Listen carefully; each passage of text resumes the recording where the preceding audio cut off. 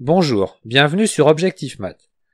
Dans cet exercice, on demande de déterminer les nombres réels, tels qu'en les ajoutant à leur inverse, la somme soit égale à 58 sur 21.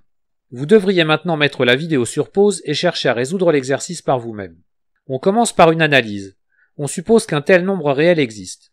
On le note x, il est impératif de supposer qu'il soit non nul. En multipliant la relation x plus 1 sur x égale 58 sur 21 par x et en regroupant tous les termes dans le même membre, on obtient x au carré moins 58 sur 21 fois x plus 1 égale à 0. La présence de la fraction me fait douter de la possibilité de trouver des racines facilement. Si on essaie pour x une valeur entière, x au carré plus 1 est aussi entier, ce qui impose que x soit multiple de 21. Autrement dit, ce n'est pas la peine de tester des entiers non multiples de 21. On va plutôt utiliser la somme et le produit des racines. La somme est égale à 58 sur 21 et le produit est égal à 1. Puisque 21 est égal à 3 fois 7 se trouve au dénominateur de la somme des deux racines, on peut avoir l'idée de chercher ces racines sous la forme a sur 3 et b sur 7. Et comme le produit des deux racines est égal à 1, il n'y a plus qu'à tester 3 septièmes et 7 tiers.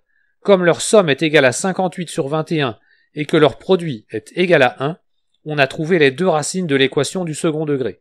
Si vous trouvez cette façon de procéder artificielle, voyons ce que ça donne avec le discriminant. Puisque 58 est pair, on va même plutôt utiliser le discriminant réduit. Il se note souvent delta prime. Ici, il est égal à 29 sur 21 au carré moins 1 fois 1. Bien que ce soit faisable même mentalement, je pense qu'il serait maladroit de calculer 29 sur 21 au carré. Il est plus efficace d'utiliser l'identité remarquable a carré moins b carré égale à a moins b facteur de a plus b, ce qui donne delta prime égale à 8 sur 21 fois 50 sur 21.